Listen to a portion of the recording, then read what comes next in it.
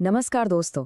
Comparative exams की तैयारी करते वक्त इंग्लिश लिटरेचर का इतिहास आपको भी एक बहुत बड़े ऊंचे पहाड़ जैसा लगता है ना?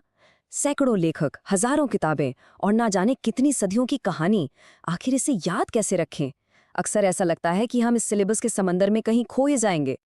और यही सवाल है जो हम सबके मन में आता है। लेकिन अगर मैं आपसे कहूं कि इस पहाड़ पर चढ़ने का एक नक्शा है, एक मैप है, एक ऐसा तरीका जिससे ये पूरा का पूरा सफर न सिर्फ आसान बल्कि दिलचस्प भी हो जाएगा। जी हाँ, बिल्कुल। आज हम आपके लिए वही रोड मैप लेकर आए हैं। ये एक तरह का मेंटल मैप है जो आपको इंग्लिश लिटरेचर के पूरे इतिहास से होते हुए एक बिल्कुल साफ और सीधे रास्ते पर ले जाएगा। और इस रोड मैप की मदद से ना हर दौर, हर लेखक और हर ज़रूरी इवेंट आपके दिमाग में एक कहानी की तरह फिट हो जाएगा। तो ये है हमारे आज के सफर का पूरा नक्शा। हम सबसे पहले इस रोड मैप को इस्तेमाल करने की एक छोटी सी ट्रिक सीखेंगे। फिर हम साहित्य की नींव से शुरू करेंगे, शेक्सपियर के सुनहरे दौर से गुजरेंगे, तर्क और कल्पना के युग को समझेंगे, विक्टोरियन एक्सपेंशन को देखेंगे और आखिर में नई सदी की नई आवाज़ों तक पहुंचेंगे। तो चलिए शुरू करते हैं। तो ठीक है, सफ़र शुरू करने से पहले सबसे ज़रूरी काम क्या है? नक्शा पढ़ना सीखना। और हमारी ये 3 स्टेप ट्रिक ये किसी भी हिस्ट्री को याद रखने के लिए आपकी मास्टर की बन सकती है, ये पक्का है। ये ट्रिक बहुत ही सिंपल है।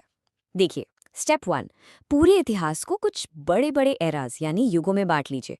हर युग की अपनी एक पहचान होती है। स्टेप 2, हर युग के सबसे बड़े लेखक या घटना को एक लैंडमार्क की तरह पहचानिए।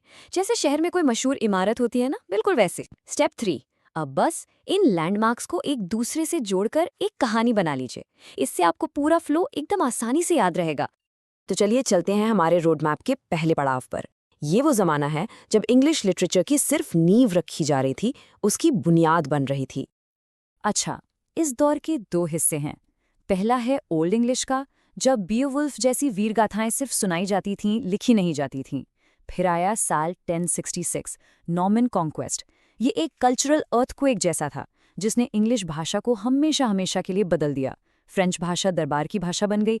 और इसके बाद आया मिडल इंग्लिश का दौर, जिसमें जेफरी चौसर ने द कैंटरबरी टेल्स लिखकर ये साबित कर दिया कि इंग्लिश भी साहित्य की भाषा बन सकती है। एग्जाम के लिए नॉर्मन कॉन्क्वेस्ट की डेट जरूर याद रखिएगा। ये एक बहुत बड़ा टर्निंग पॉइंट है। तो फर्क क्या था इन दोनों में? देखिए, ओल्ड इंग्लिश की जड़ें जर्मैनिक थीं।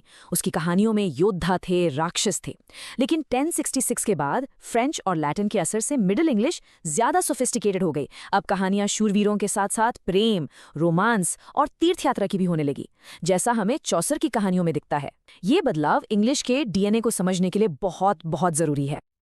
अब आते हैं हमारे रोड मैप के सबसे ऊंचे, सबसे बड़े लैंडमार्क पर। एक ऐसा युग जिसने दुनिया को इंग्लिश भाषा का सबसे महान, सबसे बड़ा लेखक दिया। विलियम शेक्सपियर, एक ऐसा नाम जिसने ना सिर्फ अपने युग को बल्कि आने वाली सदियों की इंग्लिश को भी एक नया आकार दिया। उनकी ट्रेजेडीज, कॉमेडीज, हिस्ट्रीज, सब कुछ टाइमलेस है। जरा सोचिए, 400 साल से भी ज्यादा पुरानी ये लाइन, टू बी और नॉट टू बी, आज भी कितनी रेलेवेंट और कितनी पावरफुल लगती है ना? लेकिन ये दौर सिर्फ शेक्सपियर का नहीं था, ये एक परफेक्ट स्टॉर्म था। मतलब सारी चीजें एक साथ हो रही थीं। एक तरफ थिएटर आम लोगों का एंटरटेनमेंट बन रहा था, दूसरी तरफ प्रिंटिंग प्रेस जो अपने समय का इंटरनेट था, किताबों को हजारों लोगों तक पहुंचा रहा था। और फिर आई किंग जेम्स बाइबल, जिसने इंग्लिश भाषा को एक स्टैंडर्ड रूप दिया। इन सब ने मिलकर साहित्य के लिए एक सुनहरा दौर बना दिया। इस सुनहरे दौर के बाद साहित्य एक दो राहे पर आ खड़ा हुआ।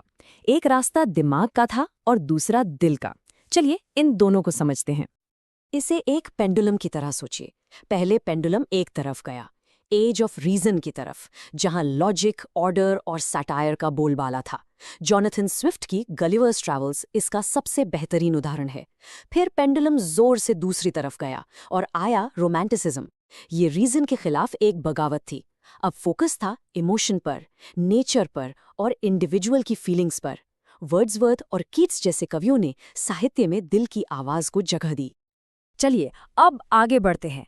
अब हम उस युग में चल रहे हैं जब ब्रिटिश एम्पायर का सूरज कभी नहीं डूबता था और एक नया लिटरेरी फॉर्म पूरी दुनिया पर छाने वाला था। अब इस स्लाइड में जो नंबर है ना, 412 मिलियन, ये सिर्फ एक आंकड़ा नहीं है, ये अपने आप में एक रेवोल्यूशन है। इसका मतलब ये था कि इंग्लिश लिटरेचर के लिए अब एक जबरदस्त ग्लोबल ऑडियंस तैयार था, एक बहुत बड़ी मार्केट जो कहानियों के लिए भूखी थी। तो सबसे जरूरी बात यह है कि इसी ऑडियंस के लिए आया द नॉवल। उपन्यास इस युग का सबसे पावरफुल जॉनरा बन गया। चार्ल्स डिकेंस जैसे लेखकों ने इंडस्ट्रियल रेवोल्यूशन, सोशल क्लास और साइंस वर्सेस रिलीजन जैसे बड़े मुद्दों को अपनी कहानियों में उतारा। और सीरियलाइजेशन की वजह से ये उपन्यास किश्तों में छपते थे, जैसे आज के टीवी शोज होते हैं, और हर घर तक पहुंच गए। अब हम अपने रोड मैप के आखिरी पड़ाव पर हैं। 20वीं सदी शुरू हुई और 2 वर्ल्ड वॉर्स ने दुनिया की शक्ल ही बदल दी। साहित्य के पुराने नियम अब टूटने वाले थे। इसी टूटी हुई बदली हुई दुनिया की आवाज बना मॉडर्निज्म। ये एक ऐसा मूवमेंट था जिसने कहा कि भाई अगर दुनिया बदल गई है तो कहानी कहने का तरीका भी बदलना चाहिए, है ना।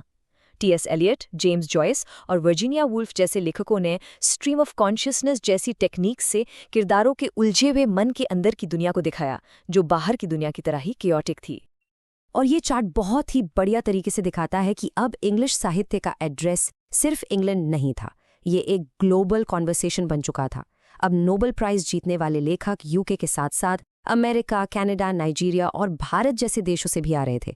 इंग्लिश अब किसी एक देश की भाषा नहीं रही थी।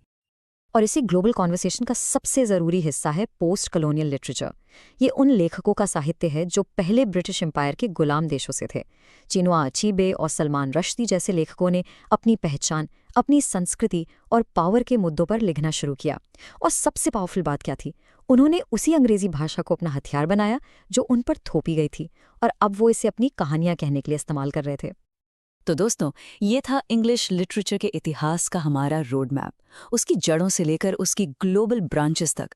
लेकिन कहानी यहाँ खत्म नहीं होती। ये सवाल मैं आपके लिए छोड़कर जा रही हूँ। आपको क्या लगता है, साहित्य का अगला महान युग कहाँ लिखा जाएगा? क्या भारत में, अफ्रीका में या कहीं और? सोचिएगा जरूर। इस सफर में जुड़ने के लिए आपका बहुत बहुत धन्यवाद।